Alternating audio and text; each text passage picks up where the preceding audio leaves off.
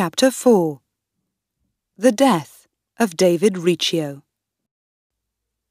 It was a Saturday evening in March 1566. I was in Edinburgh with some friends. David Riccio was there, with 6 or 7 other people. We were in a small room, but there was a good dinner on the table, and we were happy. It was dark outside, but inside it was warm and friendly. Suddenly, a door opened behind me. In the door was Henry Darnley, my husband. I stood up and smiled. "Good evening, my lord," I said. "Please come in. Would you like something to eat?" "No, thank you," he said. "I'm not hungry. But I want to sit next to you, wife. Please tell that man to move." A man got out of the chair next to me, and Darnley sat beside me. Then he put his arms round me. I did not like it. His face was hot, and his eyes looked unhappy. But I smiled and said, "I'm happy to see you, my lord." "Are you, Mary?" he laughed. "Are you really?" "Yes, of course, my lord, but—" Then the second door opened, and his friend, Lord Ruthven, stood there. He had a knife in his hand. His face was red, and he looked very angry. At first, no one moved. Then Ruthven said, "Your Majesty, send David Riccio out of this room now. I want him." I looked at Riccio. He was afraid. "Why?" I said. "Why do you want him?" "He is a bad, wicked man," Ruthven said. "Send him out." "No," I said. "You want to kill him. David Riccio is my friend. He stays here, with me." "He goes out, woman," Lord Ruthven said.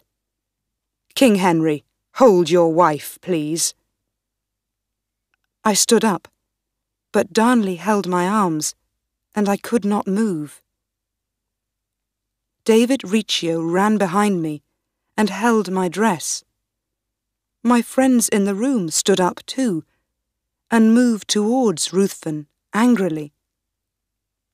But he had a knife in his hand.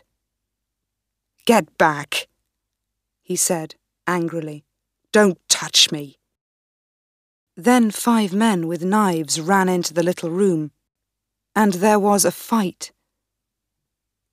One man held a knife in my face, and another man hit David Riccio behind me. Then they pulled him out of the room. "Help me!" he screamed. "Help me, my queen, please! They're going to kill me! Don't— ah!"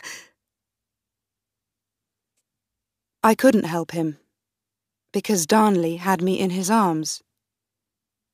But I could hear David Riccio's screams.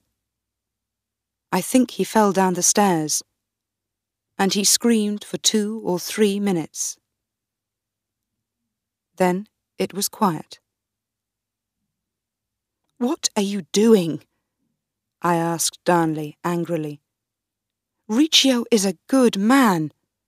Why are you doing this?" Darnley laughed. "You are my wife, Mary, not David Riccio's," he said. "So why are you with him every evening? You never talk to me." I don't talk to you because you are never here, I said. You are always drinking with your friends. You aren't a king. You're a stupid boy. He laughed again. It was not a nice laugh. Well, he said, perhaps I am a boy. But that is better than David Riccio now. Do you want to go and see him? I did see him, 5 minutes after that. He was very dead, and there was blood all over the floor. Poor David Riccio. He sings to God now, not me. I looked at Henry Darnley, my husband. He had a stupid smile on his face. But I think he was afraid of me.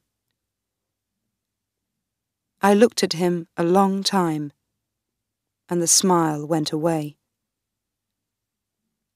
Remember this night, husband, I said to him. Remember it well. Think about it when you look into my eyes and before you go to sleep. David Riccio was my friend, and you killed him in front of me. I'm never going to forget that, Henry Darnley. Never.